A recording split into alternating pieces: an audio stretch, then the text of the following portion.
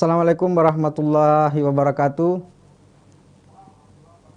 Salam, salam sejahtera untuk kita semua. Om Swastiastu, Namo Buddhaya, salam kebajikan, Rahayu dan Kur Sumangeta. Podcast series 352 Sulawesi Selatan hadir lagi di tengah kita. Dalam seri ke-10 ini kita akan berbincang dengan Bupati Luwu Timur Dr. Andes Haji Budiman Hakim, Magister Pendidikan.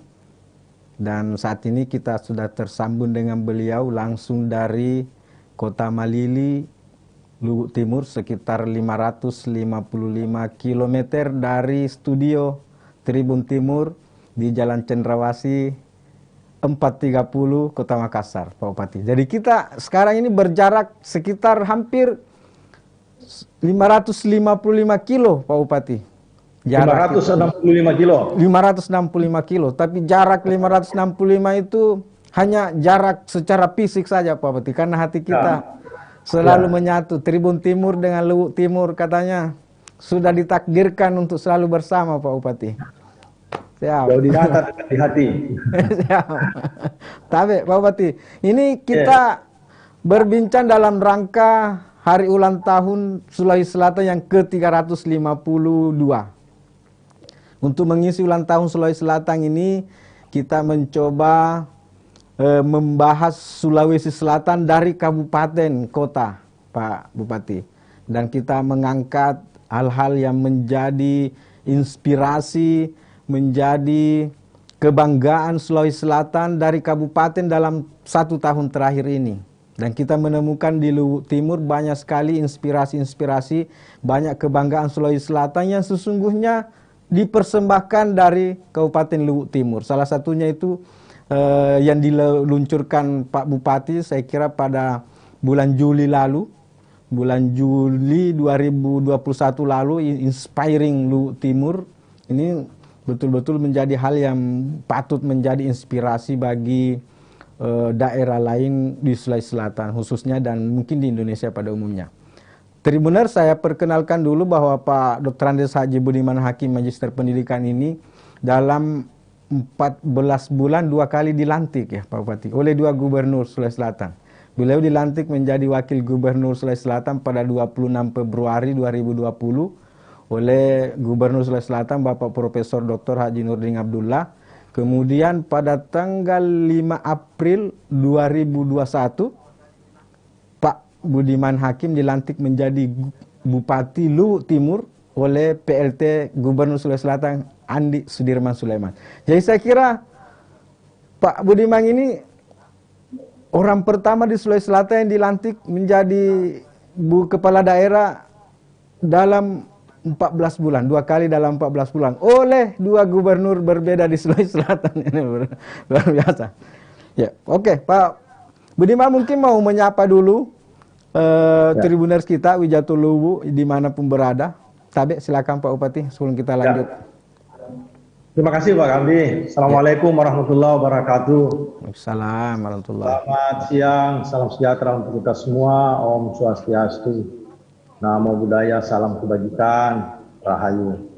Untuk para pemirsa dimanapun berada, hari ini saya Bupati Luwu Timur akan bincang-bincang dengan Tribun Timur melalui podcast series HUT Sulawesi Selatan yang ke-353. Ya, itu mungkin Pak Kamdi, tentu saya apresiasi dan terima kasih atas kesempatan yang diberikan, bagaimana memberikan informasi-informasi yang mungkin masyarakat belum tahu atau tahu tapi setengah-setengah dari situasi dan kondisi Luwu Timur secara keseluruhan.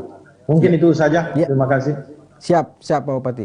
Sebelumnya juga saya mewakili Tribuners, mewakili kru Tribun Timur dan tribuntimur.com mengucapkan selamat kepada Pak Budiman atas pelantikannya sebagai Bupati Luwu Timur meskipun sudah berlangsung beberapa bulan yang lalu. Tapi Pak Budiman mungkin di awal ini kita membutuhkan gambaran secara umum mungkin dari Pak Budiman arah kebijakan Pak Budiman memimpin Luwu Timur ke depan ini seperti apa kira-kira Pak? Baik Pak, yang pertama tentu saya terima kasih nih. Saya bersama dengan almarhum Pak Usler Iya, berpasangan ya dan takdir berkehendak lain.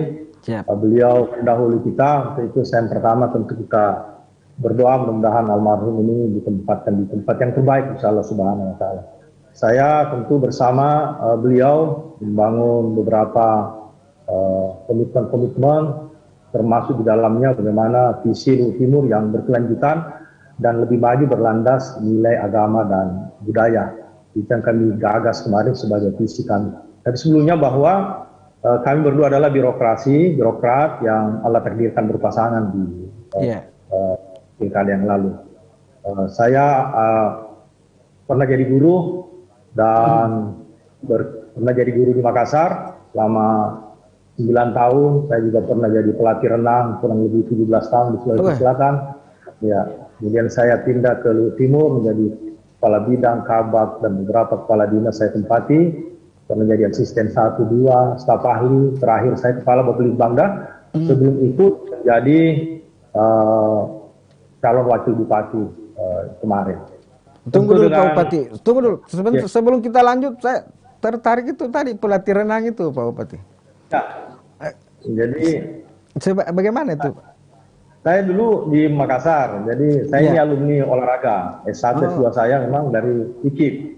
Oh, Ya, iya iya jadi iya. saya pelatih renang di Sulawesi Selatan, terakhir ikut mendampingi PON di Palembang. Sebelum Wah. saya ke Timur. Jadi Batu Angin tempat base saya menjadi pelatih renang Sulawesi Selatan. Gitu. Ini tentu banyak mewarnai juga perjalanan karakter dan kepemimpinan Iya. saya sebagai Iya. ASN.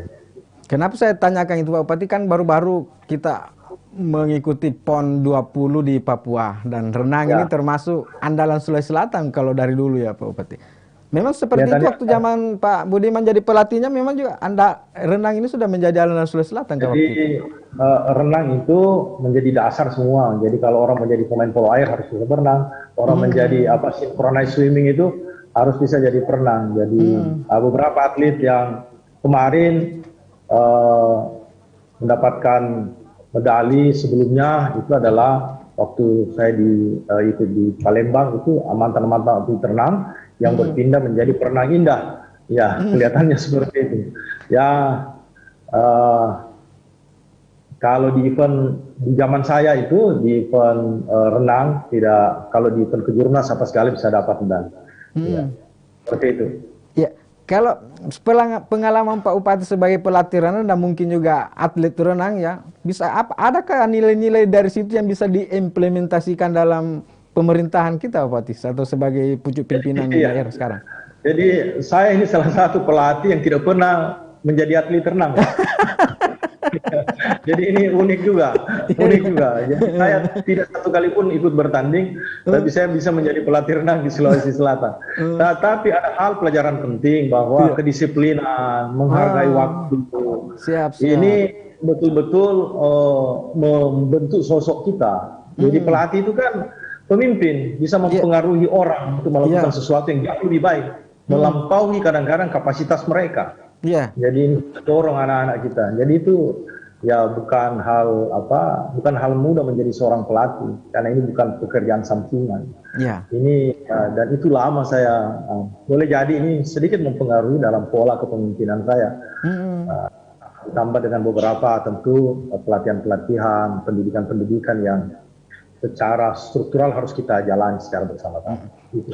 Ini kan renang itu kan kelenturan ya Pak Bupati ya, melatih kita melenturkan tubuh kita, menampilkan sesuatu yang indah. Apakah itu juga menjadi inspirasi Pak Bupati untuk lentur dalam memimpin itu?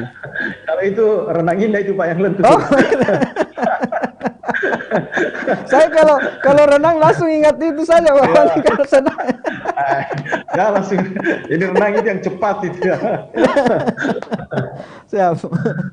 Oke, Pak Bupati, itu sebagai background saja supaya kita lebih mengenal siapa Pak Budiman ini, dan ternyata betul-betul ada background yang luar biasa yang mungkin tidak banyak orang yang tahu kalau Pak Budiman ini adalah mantan pelatih renang yang banyak mempersembahkan medali untuk Sulawesi Selatan.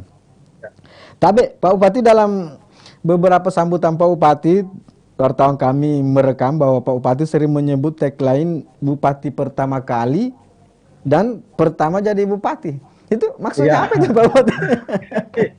Saya kalau di dalam sambutan, saya tentu menitip saya kepada masyarakat bahwa saya ini punya keterbatasan. Bukan bupati yang sempurna, bukan bupati yang terbaik, bukan orang-orang terbaik yang menjadi bupati. Karena mungkin banyak juga yang ASN mungkin punya kapasitas, cuman kan Allah tidak takdirkan untuk menjadi bupati.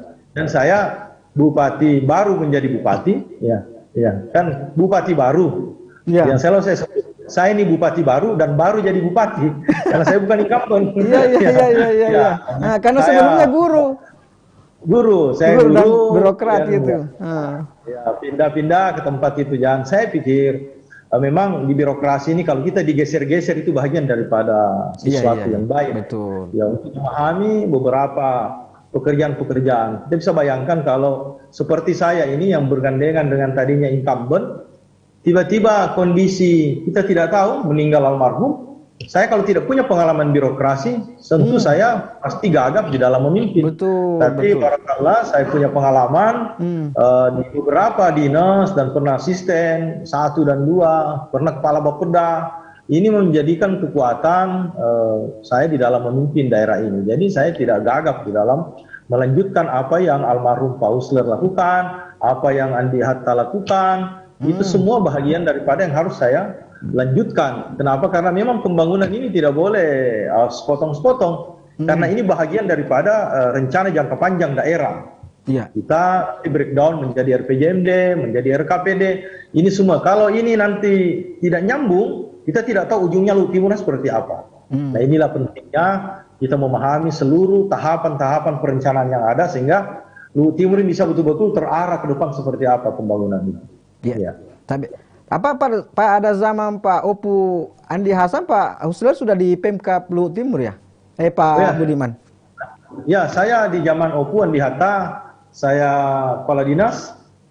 Ya, dan saya pernah mendampingi beliau diklat ke Harvard sebulan, pernah mendampingi beliau diklat ke Latrobe. Tentu ini bagian daripada sadar atau tidak sadar beliau ini mempersiapkan kita untuk menjadi pemimpin di masa depan. Kemudian di zaman Pak Husler kan saya sama-sama beliau itu menjadi kepala dinas. Ya, sama-sama saya. Jadi kalau ada kegiatan biasa saya sekamar. Ya, kemudian beliau beliau diambil menjadi wakil dari Pak Opu. Kemudian jadi bupati, beliau lagi panggil saya jadi wakilnya. Jadi ini bahagian daripada skenario Allah yang kita jalani saja. Dan kita berniat dengan tulus bagaimana membangun Luhut Timur ini menjadi daerah yang lebih maju lagi ke depan. Dan mungkin saja pada masa itu ketika Pak Budiman mungkin digeser dari kepala dinas yang satu ke tempat lain, mungkin ada perasaan loh kenapa saya digeser lagi. Mungkin karena belum sadar bahwa ini sesungguhnya adalah pembinaan secara tidak langsung dari atasan ke Pak Budiman, dan sekarang sudah bisa kita rasakan seperti yang Pak Bupati tadi katakan. Kalau tidak ada seperti itu pengalaman dari Opu Hatta dan Pak Husler, bagaimana jadinya sekarang tiba-tiba Pak Budiman sendiri. Sekarang sendiri loh Pak Budiman ini single memimpin Luhut Timur, bupati kabupaten yang menjadi sumber utama kalau kita bisa katakan seperti itu. Pendapatan asli daerah Sulawesi Selatan kan selalu sumbangan terbesarnya itu dari Luhut Timur dari zaman dulu, Pak. Bagaimana Pak Husler bisa ceritakan sedikit ke kita ini sebagai kalau boleh dikatakan kepala daerah tunggal gitu di Luhut Timur? Saya Pak menerima seluruh pergeseran itu dengan tulus saja. Kenapa? Karena saya ini tidak berlatar belakang sekolah pemerintahan. Jadi apa yang saya diberikan, saya bersungguh-sungguh dan istiqamah terhadap seluruh kebijakan-kebijakan yang harus saya jalani. Jadi saya tulus saja Pak, tidak pernah ada kata berkeluh kesah. Jadi itu tadi saya bilang, karena saya melatih renang itu tidak pernah berkeluh kesah, saya jadi guru tidak pernah berkeluh kesah. Saya 2003 saya guru teladan mewakili Kota Makassar. 2023 saya dari SMA 16 kemarin di Amanagapa itu. Jadi siap. Jadi saya memaknai seluruh pergeseran itu, memaknai bahwa ini adalah salah satu cara Allah memantaskan kita dalam sebuah jabatan. Jadi saya tidak tipenya Pak, tidak jarang saya berkeluh kesah. Saya menerima saja apa yang menjadi takdir, saya jalani. Ya, Termasuk banyak sekarang, keinginan. termasuk sekarang ketika Pak Budiman ditakdirkan menjadi pemimpin boleh kita katakan tanda petik ya, pemimpin tunggal di Luhut Timur, bupati dan tidak didamping oleh wakil. Ini kan sesuatu yang luar biasa ya, seperti Pak Gubernur Pak Gubernur kita sekarang ini hampir tidak, waktu beliau itu dari bangun dini hari sampai tidur lagi hampir susah sekali didapat waktunya karena saking sibuknya itu melayani masyarakat ya, karena sendiri kalau boleh dikatakan seperti itu. Bagaimana? Kalau saya, Ya. kalau saya melihatnya begini, kan sekarang banyak hal yang kita bisa dimudahkan. Ya. Ya, ada teknologi handphone, smartphone. Jadi tidak perlu kita juga bertatap muka, kita bisa mengendalikan segala sesuatu. Siap. Jadi pemerintahan ini bisa kita kendalikan dengan teknologi, Ya. dengan komunikasi, tidak harus kita bertemu, dengan pengendalian yang baik, komunikasi yang baik, mengajak mereka semua OPD ini menjadi bagian daripada satu kesatuan dengan kita, kolaborasi dengan mereka. Apalagi saya bukan orang baru bagi mereka, bukan orang baru. Ya, jadi ini selalu saya sampaikan kepada mereka bahwa saya tidak lebih pintar dari saudara-saudara semua, saya tidak lebih hebat. Tapi Allah takdirkan saya menjadi bupati sehingga ya saya yang menjadi pemimpin kalian dan mari kita bersama-sama untuk membangun daerah ini. Kenapa? Karena kalau tidak demikian, ya saya bilang tidak boleh ada yang keluar dari sistem. Karena kalau ada yang keluar dari sistem akan terpental sendiri. Salah satu contoh, di awal saya menjadi bupati, saya menggagas yang namanya absensi online. Ya, daripada saya marah-marah kalau mereka terlambat, saya bilang tidak perlu saya marah. Kita membangun sistem saja. Jadi kalau Anda terlambat, ada peraturan bupati yang sebelumnya sudah ada, saya tinggal teruskan dengan sistem yang ada sehingga ya kalau mereka terlambat, terpotong mereka punya tunjangan kinerja. Itu mereka tidak mau. Jadi kita membangun sistem saja. Jadi saya mengajak ke mereka. Kemudian saya mengajak mereka sekarang untuk bagaimana satu OPD itu satu inovasi, supaya mereka berpikir secara strategis di kantor masing-masing. Karena rata-rata kepala OPD di sini bukan orang baru, ya. Tinggal karena saya selalu ingatkan, karena kita sudah lama di situ, biasa hilang sensitivitas kita. Ya, nah, betul. Ya, biasanya kalau kita tiap hari di tempat itu tidak sensitif lagi kita terhadap perubahan-perubahan yang ada. Betul. Itu yang saya selalu dorong untuk mereka melakukan hal-hal yang baru supaya ada semangat di dalam rangka bekerja. Ya, itu mungkin Pak. Ya. Kalau hubungan sinergitas dengan Forkopimda sendiri seperti apa Pak Bupati merajut itu? Saya dengan Forkopimda baik hubungan saya. Saya biasa bertemu baik formal maupun informal. Jadi kemarin salah satu bukti itu kita kolaborasi yang baik ketika kita berada pada level 4 COVID Pak. Betul. Nah, Luhut Timur ini kan sempat juga agak-agak parah Pak Bupati ya. Iya, jadi saya dengan Forkopimda, mari kita, apalagi saya selaku ketua Satgas COVID, saya minta kepada mereka untuk membantu saya memikirkan bagaimana ini. Alhamdulillah, dengan kerjasama kita ini, ya, kita tidak membangun siapa lebih tinggi, kita sejajar. Saya bilang, kita ini bersama-sama mengendalikan daerah ini. Hanya posisi kita yang berbeda, saya selaku bupati, yang lain menjadi di kejaksaan, kemudian pengadilan, Kapolres, Dandim. Ini semua kita ajak untuk sama-sama. Alhamdulillah, saat ini data kemarin 0 konfirmasi positif, 0 sembuh dan tidak ada kematian. Waduh. Yang bergejala sisa 8 orang. Dari level 4 itu, bisa satu hari 120 orang positif. Yang bergejala bisa sampai 350 orang. Ini tentu dengan kerjasama kami, dan itu salah satu contoh saja.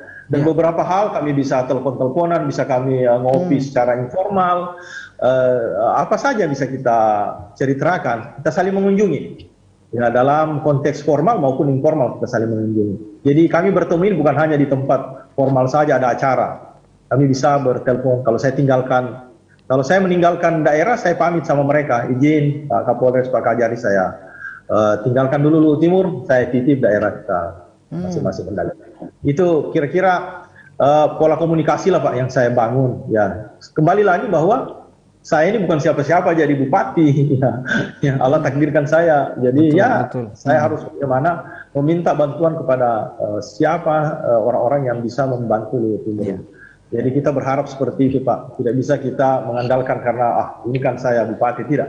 Harus sama-sama berkolaborasi karena tidak ada orang bisa bekerja sendiri. Pasti banyak orang yang bekerja untuk bagaimana mencapai tujuan yang kita sudah gagas secara bersama-sama. Ya.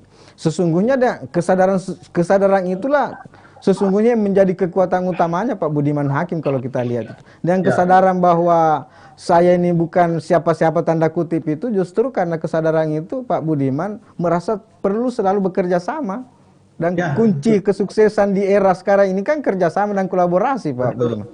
Kalau tanpa itu biar bagaimana hebatnya seseorang kalau tidak bisa berkolaborasi, tidak bisa bekerja sama, akhirnya juga tidak akan mampu berbuat apa-apa, kira-kira seperti itu.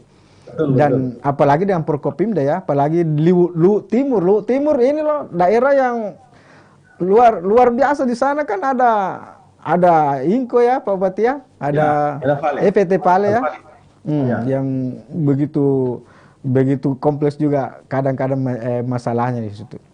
Bisa Pak Bupati ceritakan kepada kita memang puncak-puncak kemarin di gelombang kedua ini ya sampai ke level 4 bulan-bulan Juli Agustus itu ya Pak Bupati. Ya, level 4 kita itu memang mengkhawatirkan Pak. Malah kayaknya Lu Timur lebih duluan level 4 dibanding Makassar ya Pak Bupati kalau kita lihat data. Lebih dulu Makassar. Ya, jadi mulai kita khawatir akhirnya ya kita bersama-sama alhamdulillah bisa level 2. Sekarang mudah-mudahan kami punya vaksin sudah berada di posisi 45%. Mudah-mudahan ini bisa kita kejar dan itu kesadaran masyarakat juga yang tetap kita mengedukasi teman-teman dari kepolisian, TNI, Polri, Jaksaan dan seluruh lapisan masyarakat ini bergerak masif sehingga pemerintah daerah juga ya apa yang kita lakukan sekarang ini menjadi prestasi bersama, dan memang saya juga di Luhut Timur ini mengajak dunia usaha, Pale dan beberapa kontraktor, investor yang lain untuk mari kita membangun ruang-ruang terbuka hijau secara bersama-sama tanpa menggunakan APBD. Jadi ini saya mengajak mereka untuk ya mari kita terus apa-apa kemarin sebelum saya mungkin ada bangunan-bangunan yang tidak produktif, tidak digunakan, saya mulai gunakan. Saya perbaiki dengan melibatkan swasta atau pihak-pihak dunia usaha, termasuk memindahkan terminal, mengaktifkan pusat niaga. Saya jadikan pusat niaga itu menjadi pasar hobi. Kenapa? Karena ya kita mencoba apa yang dibangun oleh pendahulu saya mungkin belum bisa aktif. Saya bahagian daripada pemerintahan yang lalu, sehingga apa yang lakukan saya tidak membiarkan itu bisa mangkrak. Jadi saya coba kalau aset ini bisa efektif bekerja, insya Allah apa yang kita bangun tidak sia-sia. Itu mungkin Pak. Ya. Itu kegiatan seperti pemindahan terminal itu bukan hal yang mudah itu Pak Bupati. Di tempat lain ini membutuhkan kadang membutuhkan waktu bertahun-tahun untuk sosialisasi lah, untuk apalah. Dalam tempo 1 tahun ini Pak Budiman bisa lakukan pemindahan itu tanpa ada gejolak. Tidak ada gejolak. Bagaimana prosesnya itu Pak? Itu bisa ceritakan. Jadi terminal itu saya minta teman saya rapat, saya sampaikan kepada Kadis Perhubungan, saya konekkan dengan Kadis Perdagangan yang memiliki pusat niaga itu, siapkan los-los bagi orang yang akan kita pindahkan. Kita ajak bicara, nanti ini juga terminal, insya Allah kita jadikan Islamic Center ke depan, sehingga saudara-saudara bisa berpindah dan kita arahkan. Kalau tunggu untuk sempurna baru pindah, tidak akan pernah pindah. Jadi kita tetap membangun sekarang infrastruktur yang ada di sana sehingga ya terminal pindah, kemudian pasar itu juga menjadi aktif. Ya, karena sudah ada kalau ada kehidupan pergerakan manusia di dalamnya, insyaallah ya.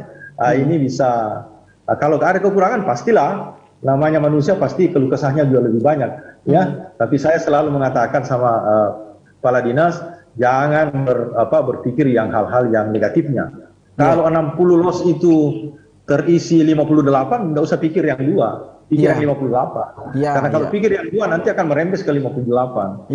Nah itu yang saya sampaikan. Kalau ada kekurangan pasti ada kekurangan. Betul. Ya, tapi tidak boleh kita berpikir di kekurangan itu. Alhamdulillah tidak ada masalah, mereka pindah dengan sukarela dan alhamdulillah sudah berjalan pemindahan terminal.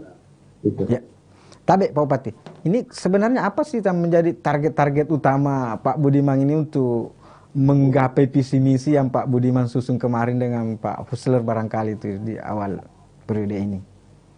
Jadi memang ada, mungkin secara teori itu ada visi ada misi, tetapi saya pikir itu adalah dokumen resmi. Ya, adalah dokumen resmi yang memang harus kita buat yang menjadi guidance kita di dalam perencanaan pembangunan. Kemarin hari Jumat kemarin saya sudah mengusulkan RAPBD 2022, janji kami di dalamnya itu. Tetapi karena ini adalah bahagian yang berkelanjutan oleh almarhum Pak Husler, jadi ada beberapa kegiatan-kegiatan yang memang bagaimana beasiswa kita tetap lanjutkan, bagaimana pembangunan beasiswa kita lanjutkan, 1 kamar 1 pasien, ini kita bangun, ya kita memberikan 1 miliar 1 desa di luar dana ADD dan dana desa dalam rangka melahirkan desa-desa mandiri ke depan, sehingga ini yang tidak umum dilakukan oleh daerah lain. Betul. Tidak umum, yang saya sampaikan tadi tidak umum. Kemudian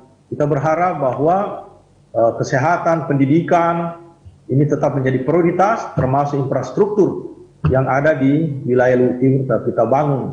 Nah, ada beberapa yang lalu itu, termasuk stadion yang mangkrak, misalnya saya tetap akan lanjutkan di 2022, membangun Islamic Center yang sudah dijanjikan oleh pendahulu saya 2, saya akan bangun di terminal itu. Ya, kita sudah siapkan di KUA PPS dan anggarannya sudah ada, mudah-mudahan ini nanti di pembahasan mendapatkan persetujuan. Nah, secara dokumen tentu ada sasaran, ada tujuan seperti itu. Tetapi yang saya mau sampaikan adalah bagaimana ide gagasan itu lahir dari pemikiran-pemikiran original kami berdua, ya, sehingga ini bisa kita lakukan secara bersama-sama. Yang Pak Bupati maksud tidak umum mungkin bagi daerah lain itu, apakah penyaluran 1 miliar 1 desa itu ya tadi yang Pak Bupati maksud? Itu tidak umum karena setahu saya tidak ada daerah yang kan kalau dana desa, alokasi dana desa itu kan selama ini ada dan itu merata di seluruh Indonesia malah. Kami memberikan bantuan keuangan khusus 1 miliar 1 desa. Bagaimana nanti di 1 miliar itu juga akan membantu pencapaian visi kami. Salah satu contoh di dalamnya adalah bagaimana Luhut Timur terang itu bisa dicapai, sehingga di dalam 1 miliar itu mereka desa-desa itu bisa beli lampu jalan. Kalau 124 desa membeli lampu jalan 10 sampai 20 saja, maka apakah desa itu tidak terang? Bagaimana Pak Bupati memastikan bahwa dana 1 miliar dari pemerintah kabupaten itu tidak tumpang tindih dengan dari yang ADD itu? Jadi kita buat kebijakannya, ada peraturan bupati kita buat. Kemudian mereka buat proposal. Kemudian ada tim verifikasi. Jadi semua tidak akan pernah duplikasi. Kenapa? Karena ini sumbernya jelas. Nanti kita buatkan timnya. Ini bisa kita kendalikan dengan baik. Jadi tidak ada lagi desa yang tidak nanti mendapatkan dana infrastruktur. Karena mereka bisa membangun di situ. Kan selama ini yang terjadi karena uang tidak cukup, tidak terjadi pemerataan. Betul. Ya. Jadi kita paling tidak 60% itu sudah bisa membangun, ada jalan tani, ada jalan produksi, bisa bangun ginos, ya. Ini sudah bisa, sehingga semua desa mendapatkan porsi. Nanti keadilannya kita lihat lewat SKPD. Ini baru pemerataan. Betul. Jadi nanti hasil musrembang, hasil apa, termasuk pokok-pokok pikiran DPR akan menyatu di dalam rangka bagaimana aspek keadilan yang didapatkan oleh masing-masing desa dan wilayah. Saya pikir itu Pak. Apa dampak dari kebijakan itu yang Pak Bupati bisa lihat sekarang di desa-desa kita di Luhut Timur? Jadi ini karena belum berjalan di 2022 Pak. Ya karena ini kan masih visi misi yang lalu ini. Karena ini sisa di 2021 ini adalah kan pembahasan 2020. Berarti RPJMD di zaman Pak almarhum Pak Husler dan Pak Irwan. Nah, efektif berjalan di 2022. Tetapi ada hal yang bisa kita lakukan di perubahan-perubahan anggaran 2021 itu, kita menyiapkan perencanaan, kita menyiapkan persiapan kebijakan-kebijakannya, sehingga betul-betul ketika 2022 itu bisa berjalan secara efektif. Siap. Sekarang kita bicara soal city brand ini Pak Bupati. Jadi bukan cuma dana 1M itu yang khusus ada di Luhut. Ini city brand ini seperti apa sih sebenarnya ini yang Pak Bupati inginkan dari program ini? Jadi sebenarnya ini slogan ya. Jadi energi untuk menyatukan persepsi. Ya. Jadi kalau kita buatkan satu momen ya, ada beberapa program mungkin bisa menjadi hambar, menjadi biasa-biasa saja ya. Jadi kita mau ada brand yang boleh jadi yang 1 miliar satu desa itu kalau dia tidak di brand dengan baik, ya tidak bisa menginspirasi yang lain. Ya. Ada beberapa program beasiswa, kemudian 1 miliar satu pasien satu kamar, kemudian bagaimana membangun partisipasi publik dalam membangun RTH, ruang terbuka hijau, dan beberapa program-program pemerintah ke depan yang harus kita kerjasamakan dengan pihak swasta. Ini kalau kita tidak buatkan satu slogan, energi, penyatuan persepsi, dan semangat agar semua elemen bersinergi bergotong royong menciptakan inovasi yang mampu menginspirasi dan berdampak luas kepada masyarakat. Kira-kira seperti itu. Jadi kita tidak mau ini tidak terbrand dengan baik apa-apa yang kita lakukan, Pak. Ya, seperti itu, Pak. Sumber inspirasi Pak Bupati mungkin Pak Usler dulu sempat komunikasi, sempat diskusi sebelum melahirkan. Apakah ini Pak Bupati, Pak Budiman sempat diskusikan city brand ini dengan almarhum atau murni dari Pak Budiman? Saya dengan almarhum itu cerita, karena kami ini adalah birokrat yang bersahabat, saling memahami potensi. Jadi saya cerita serius itu, jadi saya memang ditugasi oleh almarhum itu membuat ini visi misi. Saya ditugasi untuk itu. Dan kami berkomunikasi dengan tim ahli untuk, tidak apa-apa saya sebut orangnya kalau tim ahli itu. Ya, tidak apa-apa ya, saya sebut nama. Tidak apa-apa. Saya diminta untuk berkomunikasi dengan, ketika itu saya kepala Bapelitbangda, dengan Pak Khalid Mustafa, Dr. Khalid Mustafa, dan Dr. Muhli Supri. Jadi Pak saya Muhli Supri. Itu saya bertiga dulu mengkomunikasikan ide-ide beliau, ide Pak Husler, ide saya, kemudian setelah itu saya presentasi ke tim yang lain. Jadi ketika saya cerita serius sekali dengan almarhum, dia hanya mengatakan kepada saya, nanti tugas kamu adalah mengurus pemerintahan. Kamu nanti ini sebagai wakil, kamu ngurus pemerintahan ini dengan kompetensi yang kamu miliki. Saya berharap kamu bisa mengendalikan pemerintahan yang ada. Jadi nanti beliau itu karena di periode kedua dia akan secara umum dia akan mengendalikan. Tapi memang saya difokuskan untuk. Jadi apa yang saya lakukan sekarang ini adalah bahagian daripada amanah beliau. Amanah beliau yang harus saya, ya namanya amanah harus saya jalankan dengan baik. Ya. Jadi itu kira-kira, dan ada timnya ini yang saya, tim yang kemarin meng-guidance kita waktu debat. Waktu kami debat, kami punya mentor, dan mentor itu kita bersama-sama bagaimana mengemas dan mencari nama inspiring ini. Jadi seluruh program yang kita lakukan harus bisa menginspirasi orang lain. Boleh jadi hari ini juga podcast ini menjadi inspirasi bagi orang lain. Betul. Boleh jadi Pak, ini Tribun Timur bisa menginspirasi bersama dengan Luhut Timur. Apalagi saya ini Pak, tidak umum juga. Saya bukan politisi, saya tidak sekolah pemerintahan. Ya, saya seorang guru yang berpindah-pindah menjadi birokrat. Kemudian orang tua saya hanya seorang kepala desa. Jadi ini semua mudah-mudahan yang dengar, yang berkeinginan menjadi pemimpin, ya banyak bertawakal kepada Allah Subhanahu Wa Taala. Itu karena ya semua kalau Allah takdirkan Allah mudahkan. Betul, iya betul. Ya, saya berprinsipnya begitu. Kalau Allah takdirkan saya, Allah mudahkan segala urusan itu. Ya. Karena tidak mungkin Allah memberikan beban yang tidak bisa kita pikul. Ya, karena kalau kita pemimpin tidak punya landasan spiritual, bisa kita stres. Landasan spiritual ini harus kita, makanya kita memilih budaya dan agama ini menjadi satu landasan dalam membangun Luhut Timur. Kita tahu Luhut Timur ini daerah yang majemuk, daerah yang sangat potensi. Betul. Ya, tambang ini, Luhut Timur ini, Vale ini sudah 53 tahun berada di Luhut Timur. Menguasai pertambangan 70.000 hektar. Belum panjang pantainya juga 117 km. Belum luas lahannya, ya luas lahan tambak ini 13.000 hektar, 27.000 hektar itu padi, belum lada yang 5.000 hektar, kemudian kelapa sawit yang sekitar 14 sampai 15.000 hektar, kakao juga seperti itu, ada Mars. Ini potensi semua ada laut, dan tidak ada daerah seperti Luwu Timur di Sulawesi Selatan yang memiliki 5 danau. Ya. Ini menjadi potensi besar. Dan kita tahu persis bahwa hulu hilir sungai yang ada di Luwu Timur ini tempat 3 pembangkit listrik Pale itu, hulu dan hilirnya berada di satu kabupaten. Ini berkah bagi Luwu Timur. Jadi ibarat kata ini Luwu Timur ini Allah sudah siapkan 70% potensi.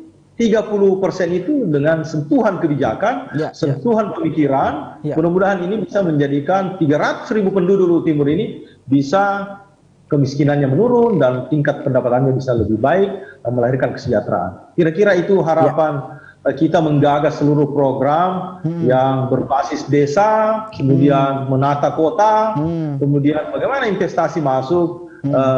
Kami menyiapkan investasi secara ramah dengan menghadirkan pelayanan satu pintu, kemudahan bertemu pengambil kebijakan. Saya ini Pak salah satu bupati yang tidak susah ditemui dan tidak susah ditelepon. Kenapa ya? Karena kita ada masalah nanti kita mau ditelepon sudah tidak ada yang telepon kita. Betul. Ada masalah kita mau tanda tangan sudah tidak laku tanda tangan. Betul, itu yang banyak itu Pak. Itu yang sering membuat itu. Tapi dengan kata city brand sendiri ini kan seperti yang Pak Bupati singgung tadi. Ini kan sebenarnya mendengar, membaca city brand Luwu Timur itu kan orang akan terpandu. Pemikiran kita akan terpandu sendiri ke Luwu Timur itu. Ya. Sebenarnya isinya kan belakangan Pak ya, seperti Pak Bupati. Yang penting anunya dulu.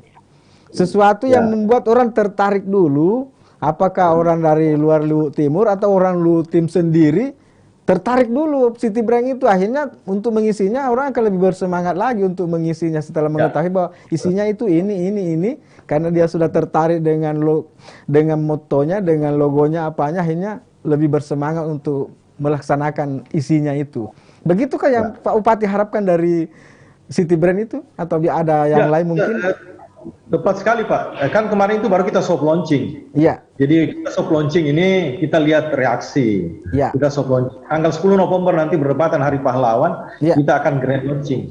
Grand launching secara besar, Luwu Timur Inspiring ini kita grand launching. Tolong di Tribun Timur diundang dong Pak, tanggal 10 November nanti. Bisa. Kita juga mau jadi saksi sejarah ini.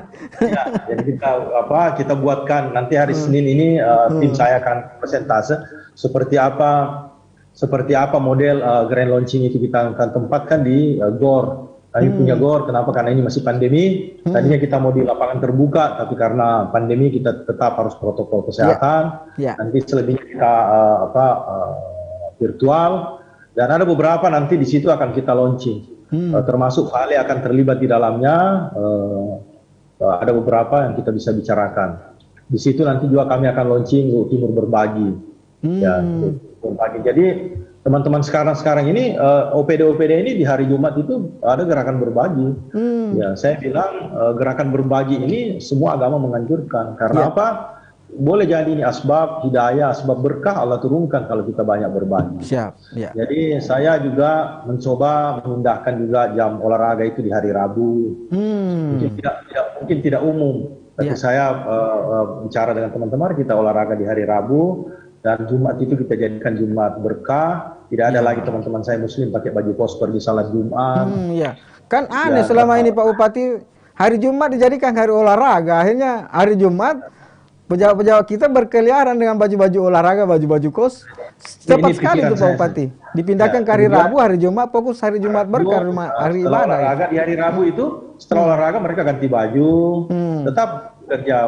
Hari Jumat itu di pagi mereka setelah absen, di hari Kamis itu mereka sudah persiapkan apa mereka mau bagi. Dan ini saya bilang walaupun sedikit tapi kita harus istiqamah untuk melakukan itu semua. Kemudian setiap tanggal 10 bulan berjalan kami pakai baju adat. Setiap tanggal 10 bulan berjalan itu ya banyak pakai baju adat. Inspirasi dari Luwu Timur ini Pak. Jadi setiap tanggal 10 di bulan itu semua ASN di Luwu Timur pakai baju adat. Pakai baju adat, baju adat Nusantara apapun silakan gunakan. Ini sebagai wujud paling tidak dengan visi berlandas nilai agama dan budaya, ya paling tidak sudah ada pakaian.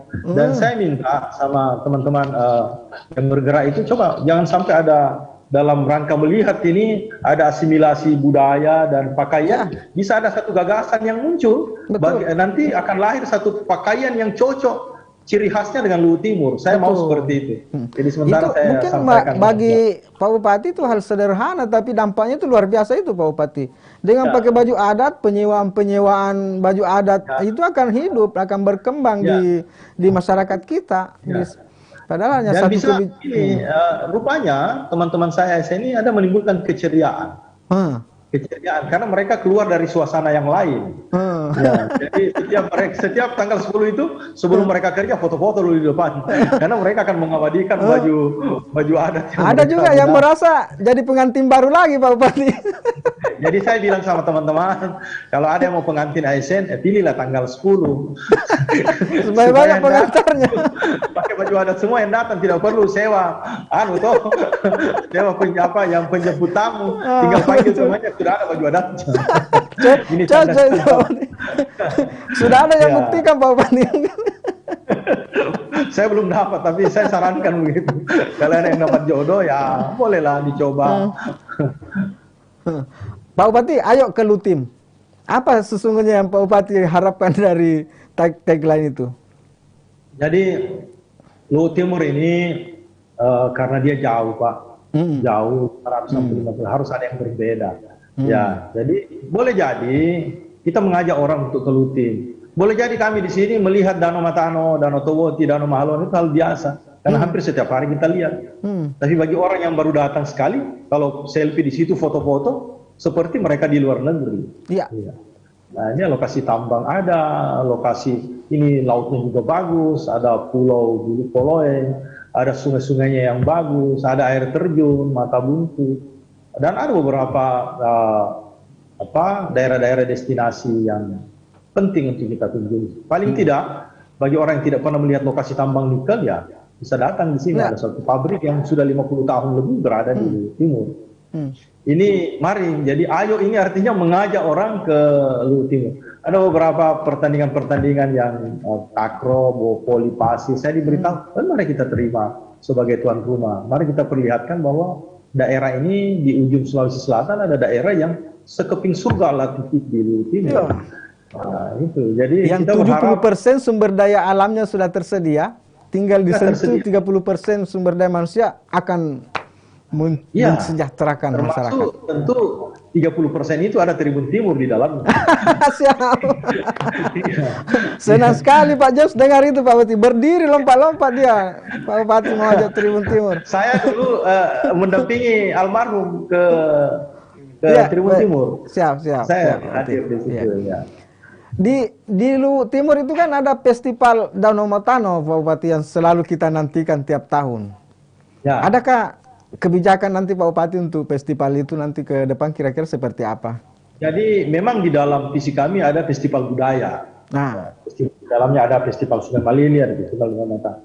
Saya karena ini masih pandemi, saya punya pemikiran ke depan di 23 Januari 2023. Hari itu bertepatan dengan tuan rumah Luhut Timur sebagai Hari Perjuangan Rakyat Luwu. Ini Hari Perjuangan Rakyat Luwu ini kan berganti-ganti di kami di 4 daerah otonom ini berganti-ganti menjadi tuan rumah. Karena saya nanti di situ akan membuat kepanitiaannya di 2022. Ada beberapa, kalau pandemi berakhir, ada beberapa event besar akan kita lakukan. Jadi bukan hanya upacara, ya momen itu akan kita jadikan menjadi momen yang besar. Ada festival budaya, ada temu di ide saya Pak. Ada temu para tokoh Tanah Luwu, ada temu para saudagar Tanah Luwu. Mudah-mudahan ini bisa terlaksana dan saya berharap nanti di 2022 saya akan lakukan rapat pembentukan panitia. Jadi panitianya nanti hari ulang tahun Luhut Timur di 3 Mei dan setelah itu kita persiapkan nanti di 2023 sebagai tuan rumah Hari Perjuangan Rakyat Luwu. Yang selama ini kita lakukan adalah upacara. Setelah itu saya mau ada dampak dari acara itu. Nah, bukan hanya dampak budaya, dampak sosial, dan dampak ekonomi yang harus kita gagas di setiap event besar yang harus kita lakukan. Nah ini tentu saya berharap dunia usaha untuk kita bersama-sama, tidak harus pakai APBD, kita harus melibatkan orang-orang dunia usaha untuk secara bersama-sama yang berada di Luwu Timur ini karena kita menjadi tuan rumah. 23 Januari itu ya Pak Bupati. Hari perlawanan rakyat Luwu itu 23 Januari ya, hari. Ya, setiap 23 Januari itu hari perjuangan rakyat Luwu dan hari jadi Luwu. Ya. Nah itu itu berganti-ganti kita menjadi tuan rumah. Nah kebetulan di 23 Januari itu Luwu Timur menjadi tuan rumah. Nah ini saya mau memiliki gagasan ide di situ untuk yang selama ini Festival Narmatano dilakukan, kemudian Festival Sungai Malini. Nah kita mau gagas dalam bentuk festival budaya yang tentu jauh lebih besar dan lebih banyak lagi hal yang bisa kita tampilkan. Ini kita melibatkan semua pegiat seni untuk kita, pegiat budaya, para tokoh-tokoh untuk kita bersama-sama. Kira-kira seperti apa nanti kita lakukan. Ya. Tapi kalau tidak salah Danau Motano itu kan danau terdalam di dunia Pak Bupati ya? Di Asia. Di Asia. Ya. Jadi memang hampir 600 meter Pak itu. Dan konon di sana itu ada spesies yang memang hanya di situ yang ada, tidak ada di tempat lain. Banyak endemik. Ya. Endemik. Ya banyak hal. Makanya kami juga hampir lupa kita buat tim juga dalam rangka mewujudkan geopark. Geopark.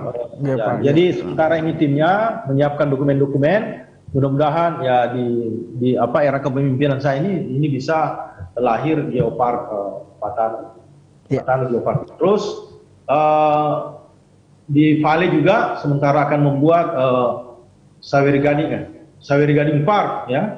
Sawer Gading Park akan dibuat oleh Vale sebagai komitmen kita bersama untuk membangun ada Sawer Gading Park, ada Nurseri. Ini juga nanti akan menjadi satu destinasi Pak. Bukan hanya wisata, ini wisata pendidikan.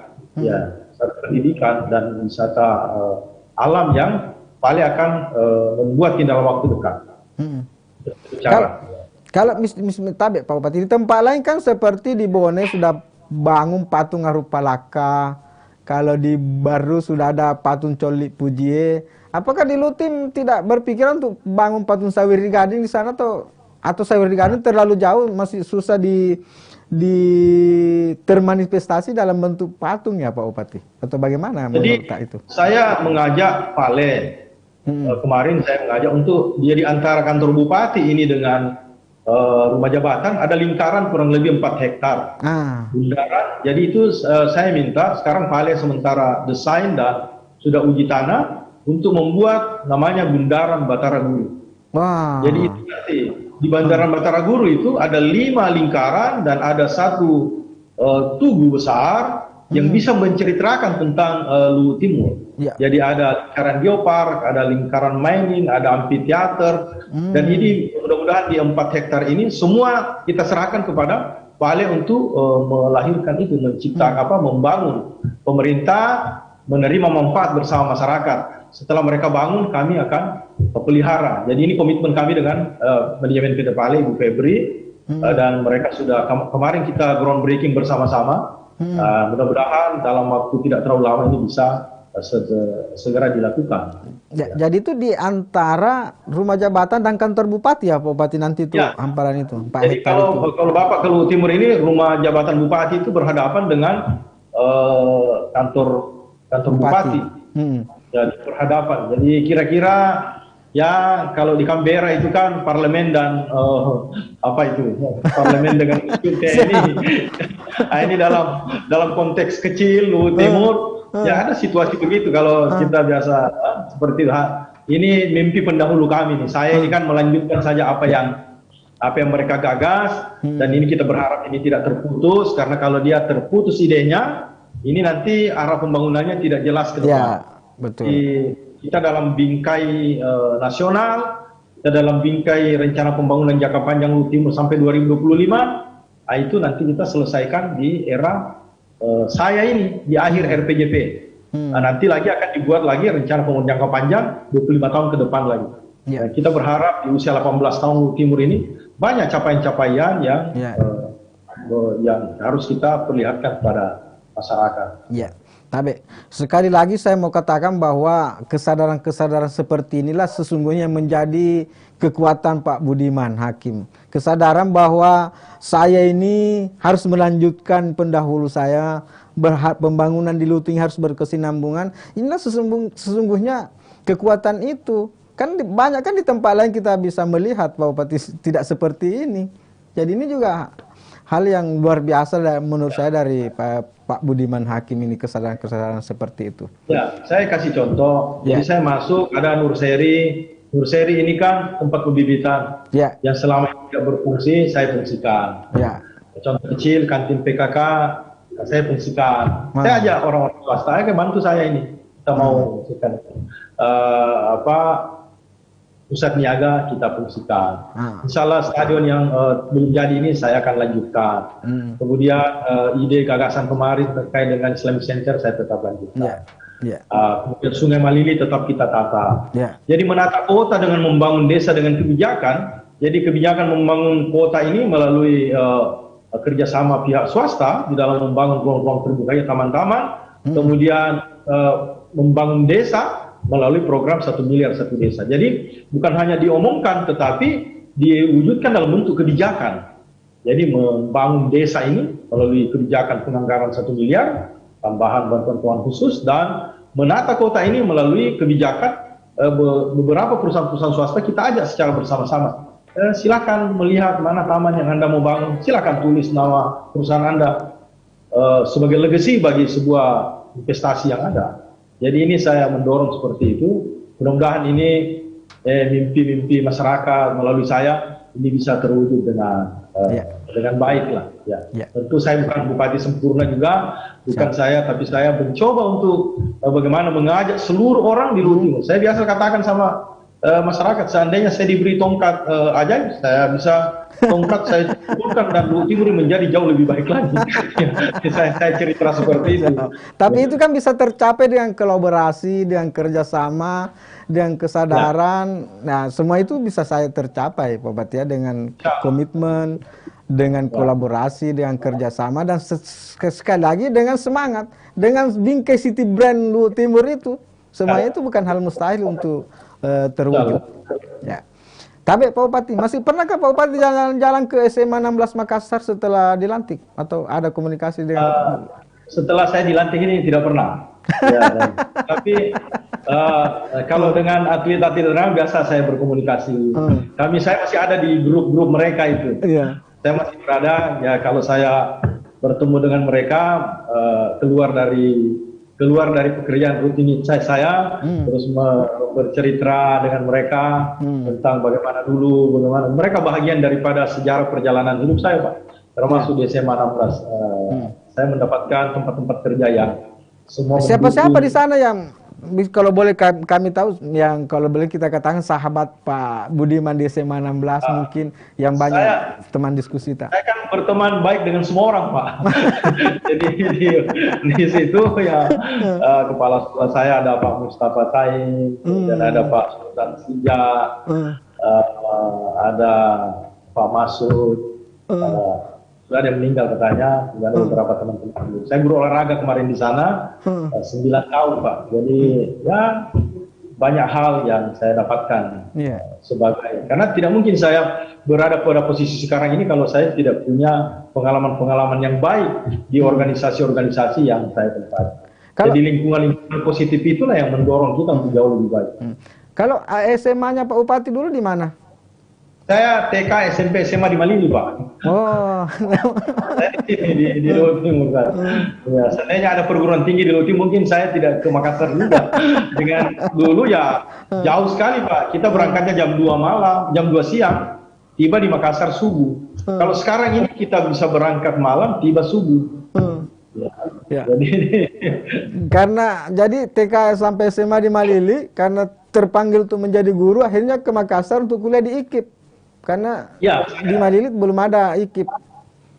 Saya waktu itu kan saya memang hobi olahraga, jadi saya carilah sekolah yang sesuai dengan kemampuan dan bakat saya.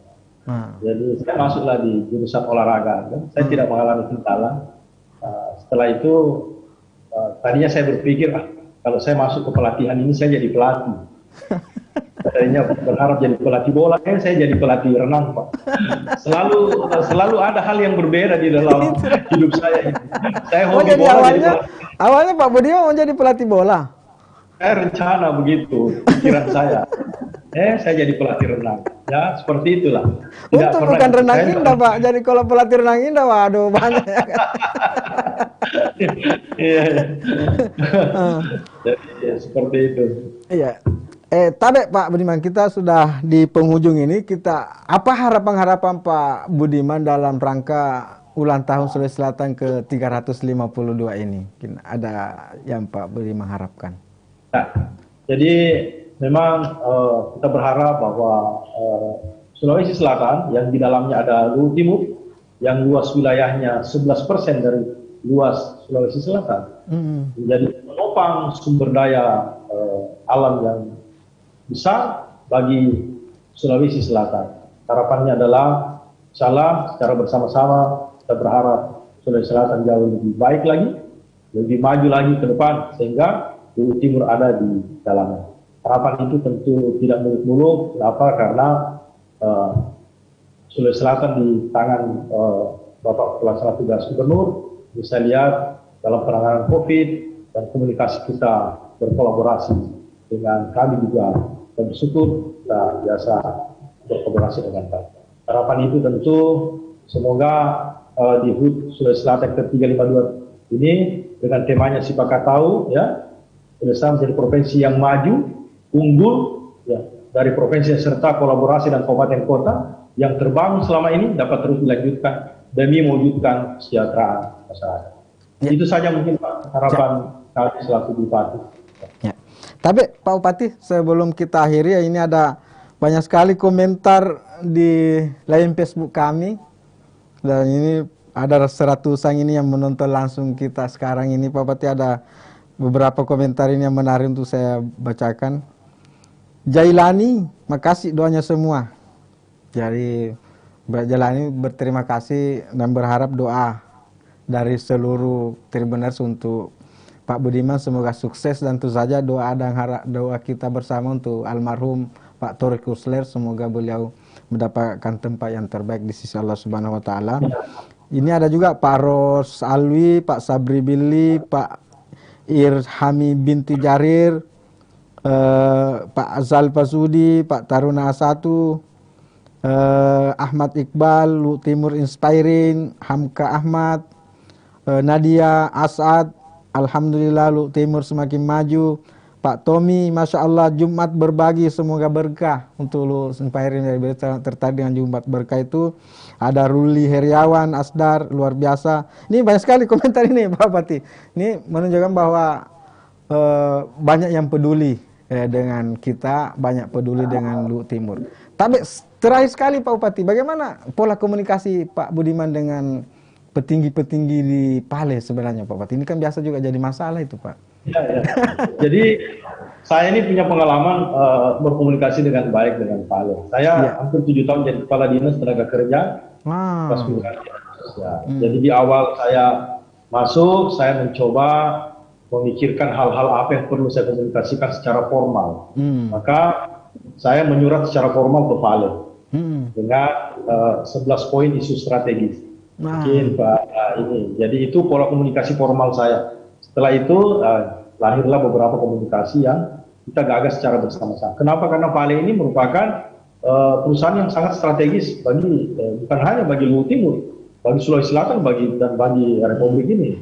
Sehingga ada hal saya tidak sampaikan secara lisan, tetapi saya formalkan dalam bentuk surat sehingga apa yang kita komunikasikan bisa terukur dengan baik. Nah, saya dengan manajemen Pale tidak ada halangan di dalam berkomunikasi. Kami bisa melalui WhatsApp, kami bisa bertelepon jika ada hal-hal yang perlu kita komunikasikan. Dan tentu Pale dengan 53 tahun ini bukan waktu yang singkat. Itu artinya apa? Hubungan yang baik antara Pale, pemerintah dan masyarakat itu terjalin sebenarnya. Tentu di dalam hubungan itu ada hal-hal yang perlu dikomunikasikan, ya itu hal yang biasa.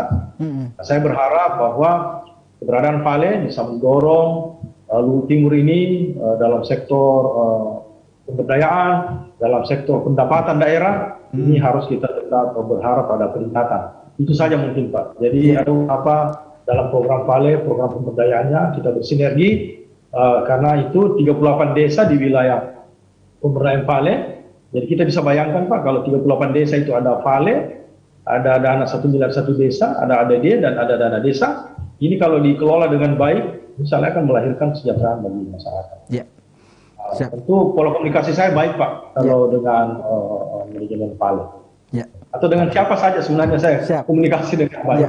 Sudah kelihatan Pak, kelihatan sekali. Ini baru pertama kali ini kita komunikasi langsung meskipun berjarak 560 km, tapi ada kehangatan antara saya merasa hangat dekat sekali dengan Pak Budiman sekarang ini meskipun kita terpaut jarak begitu jauh.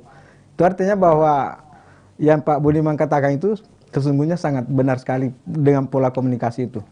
Baik, Pak Budiman, terima kasih banyak. Mungkin di penghujung sekali acara kita ini, sesuai dengan harapan banyak tadi komentar kita di Facebook, mungkin tidak berlebihannya Pak Budiman kalau kita mengajak Tribuners, mengajak penonton kita dimanapun berada untuk sama-sama kita bacakan Al-Fatihah untuk almarhum Pak Torik Ulser. Semoga beliau semakin dilapangkan di tempat sana. Tapi mungkin Pak Budiman bisa pandu kami untuk berbicara. Ya. Yang pertama mungkin sebelum kita bacakan, saya terima kasih kepada Tribun Timur yang telah memberikan ruang pada saya selaku Bupati Luhut Timur, tentu sangat luar biasa. Ini saya diberi ruang untuk menyampaikan ide, gagasan, dan seperti apa Luhut Timur hari ini dan seperti apa harapan kita ke depan. Saya berharap bahwa Tribun Timur selalu berada menjadi bahagian daripada Luhut Timur yang bisa menyampaikan ide gagasan-gagasan secara terbuka. Tentu ruang ini lebih besar dimiliki oleh Tribun Timur. Untuk itu saya selaku Bupati terima kasih banyak atas kesempatan ini. Itu saya mohonkan kepada kita semua untuk mengirimkan Al-Fatihah kepada almarhum Bapak Insinyur Muhammad Torik Ulser yang kami berpasangan dan almarhum telah mendahului. Al-Fatihah. Bismillahirrahmanirrahim. Alhamdulillahirabbil alamin arrahmanir rahim maliki yaumiddin. Iyyaka na'budu wa iyyaka nasta'in ihdinas siratal mustaqim siratal ladzina an'amta 'alaihim ghairil maghdubi alaihim waladdallin. Allahumma ighfir lahu warhamhu wa'fu anhu. Allahumma ighfir lahu warhamhu wa'fu. Terima kasih, saya kembalikan. Ya. Oke. Terima kasih banyak. Demikian Tribuners perbincangan podcast series 352 Sulsel di seri ke-10 ini dengan tema utama City Brand Luhut Timur Inspiring bersama Dr. Andes Haji Budiman Hakim MPD Bupati Luhut Timur, dan semoga perbincangan kita ini benar-benar menjadi inspirasi bagi kita semua dan menjadi inspirasi kita dalam membangun daerah kita masing-masing untuk lebih banyak dan lebih maju lagi untuk kesejahteraan masyarakat. Terima kasih banyak Pak Budiman. Terima kasih banyak Pak. Semoga bisa ketemu langsung nanti Pak. Ya. Demikian. Siap. Oke, demikian Tribuners, lebih dan kurangnya mohon dimaafkan. Billahi taufiq wal hidayah, minallahil musta'an wa alaihi tiklam, fastabiqul khairat. Assalamualaikum warahmatullahi wabarakatuh. Waalaikumsalam warahmatullahi wabarakatuh.